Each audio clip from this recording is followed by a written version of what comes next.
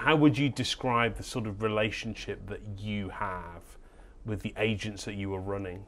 So it's a relationship like no other.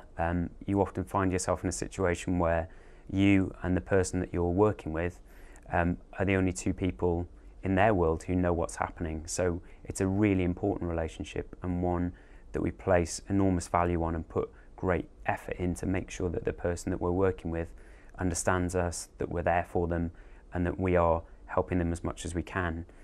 It means things like that I always have to be available 24 hours a day, 7 days a week to take a phone call from them. They may have really important information that they need to pass to me right now, or it may be that they've got a problem in their life that only I understand because we're the only people who know what's going on in their lives. So it's vital that I'm there all the time, all times of day, to speak to them and help them or get that information off them that can help an investigation, make sure that we stop people being harmed in the UK. There must be a great deal of jeopardy in here, perhaps jeopardy at home as well. It must be particularly difficult to switch off at those times. Yeah, it is. And sometimes you are on the phone and you do have to take calls, and that's sometimes awkward if you're out for dinner with friends and you've got to take a call from somebody in the police who wants to sort of share something with you.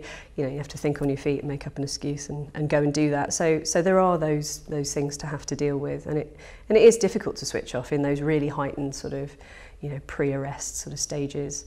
But you're working towards a goal, and the goal is to, you know, achieve that disruption.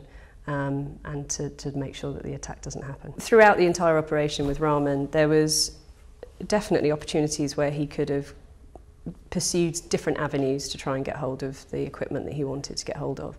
And so when you're part of an undercover operation, you know, that sort of risk is always there, and it's always something that you're worried about.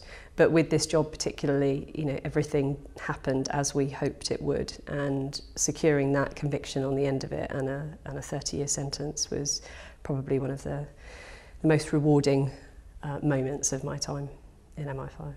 Talk me through some of the sort of strange, you know, unusual places where the following of a subject of interest might take you.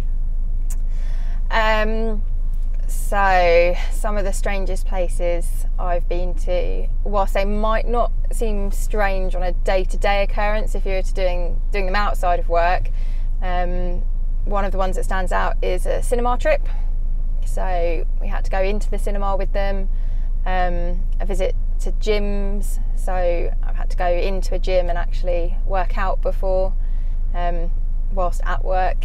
So that was definitely different for me. They're probably the two that stand out the most. And all of this while pursuing a subject of interest? Yep, so we've gone in because that's where they've gone into. So we've gone in behind them to follow them to see what they're doing. It was the first year I think that the service did it, but we had secretly come dancing. So a lot like Strictly, but we called it secretly come dancing, of course, as spies do. And yeah, it was good fun. It was a good night. So what happened? There were, I think, probably around 8 couples that danced. There were 4 judges, pretty much exactly like Strictly, and yeah, it was a proper competition. I think people might be quite surprised to hear that sort of event happens in a building like this one.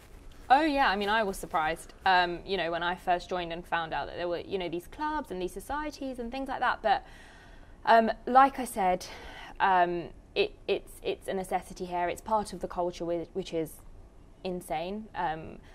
We need it, and I think it just means that it brings us all so much closer together, and it's a release for all of us.